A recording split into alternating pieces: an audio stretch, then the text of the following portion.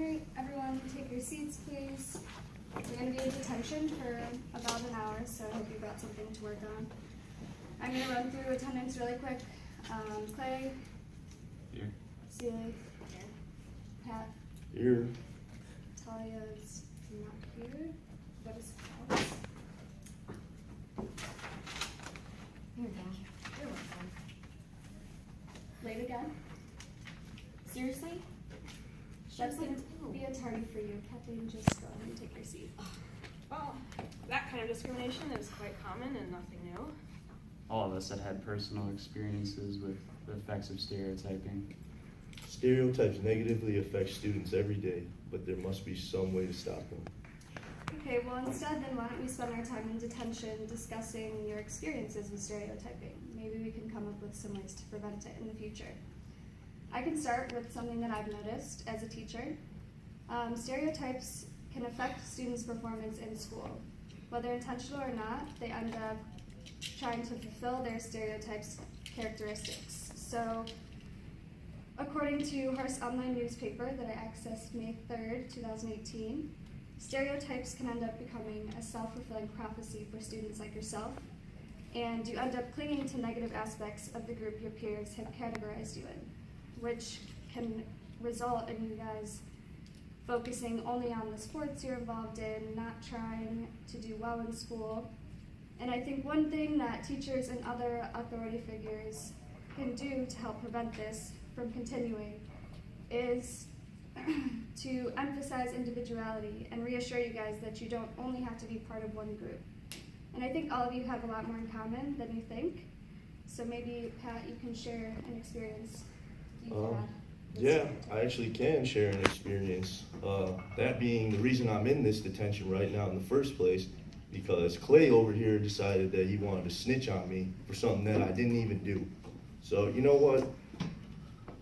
Once again, I feel like I'm being labeled as an asshole for the way I look, dress, act, or the tattoos on my body before someone even decided to have a conversation with me, even think to get to know me. And you know, the consequences, they can be pretty negative in situations like this. People will tend to lash out. And a quote from April Kemick, visited on April 30th, 2018, quote, "People are more likely to be aggressive after they face prejudice. They are more likely to exhibit a lack of self-control." And I think a good solution would be to know someone before you actually make these judgments about them, actually isolating them, and really try to understand where they're coming from and why they're acting like this. So how can you really blame me for acting this way because Clay decided to snitch on me? And honestly, how can we even trust his judgment because he's one of those stoners? And in fact, I smell reefer and I think he's high right now. Actually, Pat, it's just seasonal allergies, and I don't know what you're smelling. I don't appreciate being called a stoner, Pat.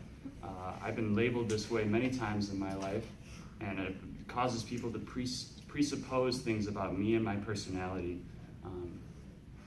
I can remember losing a lot of friends this way, and I've been forced into a clique of other stoners, and it's barred me from many potential friendships. According to Exhibition Cliques 2014.com, accessed May 2nd, lack of socialization between social groups makes people less prepared for making friends during their adulthood. Cliques also puts labels and stereotypes on groups of people, forcing people's true identities to remain hidden. Cliques become negative when they're not all inclusive.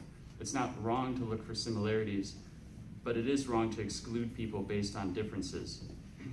A way to fix this is to appreciate people for their differences and realize that by becoming friends with them, you're growing as an individual. If you surround yourself with only similar people, you're going to stagnate and not grow up. We can't expect everyone to have the same beliefs, but the world would be a better place if we tried to understand and appreciate every perspective. The second you label someone, you refuse to see them as an individual, and you see them as a product of a group. Yeah, well, and just as we can't expect people to act and be the same just because they're a part of the same clique, we also shouldn't expect everyone to look the same and dress the same either. I'm sure we've all been judged by our appearance once or twice in our life, For some of you, it's less frequent because you have a style and a fashion sense that is more conventional with societal standards. But for someone like me, I am constantly treated differently for the way I choose to express myself. And this is actually due to a type of discrimination called lookism. According to Sharia Hammer in her thesis, A Look into Lookism, Discrimination Based on Physical Attractiveness, accessed on Digital Commons on May 2018, she describes that lookism is when we subconsciously attach positive personality traits to people who are conventionally beautiful and attractive, and then on the flip side, negative personality traits to people who aren't conventional in their appearance, without actually meeting them or knowing anything about them. This means that people could assume that I'm mean, unstable, a bad friend or student, simply because of the way that I choose to dress and do my makeup and all that. And she also explains that this discrimination could even follow me into employment after school, affecting the jobs that I can get, the promotions I'm eligible for, and the amount of money I make. I feel like the solutions to this are quite simple. The trickiest part is overcoming our subconscious biases. We often aren't aware of the fact that our judgments come from a place of superficiality, such as appearances. So just exercising that mindful awareness would make others and you reevaluate if your judgments come from a place of truth. Another solution is just having courage and openness to confront people who are different from you that you find hard to understand, and just ask them curious questions about them.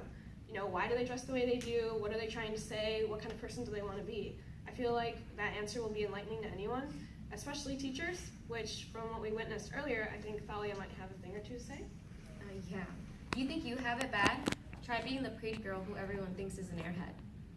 According to the Seeing the Students Behind the Stereotypes research, which was accessed May 2nd, 2018, teachers who rely on stereotypes rather than trying to see students behind them run the risk of letting cultural and individual biases work to their own disadvantage and to the disadvantage of the next generation of high school students. Teachers have always categorized me, misinterpreting me and ignoring my possible strengths. I'm always shy to raise my hand and ask basic questions. Not only is that not fair for me, but it hinders me from my education. There's a simple solution to this. Teachers need to build a better relationship with students.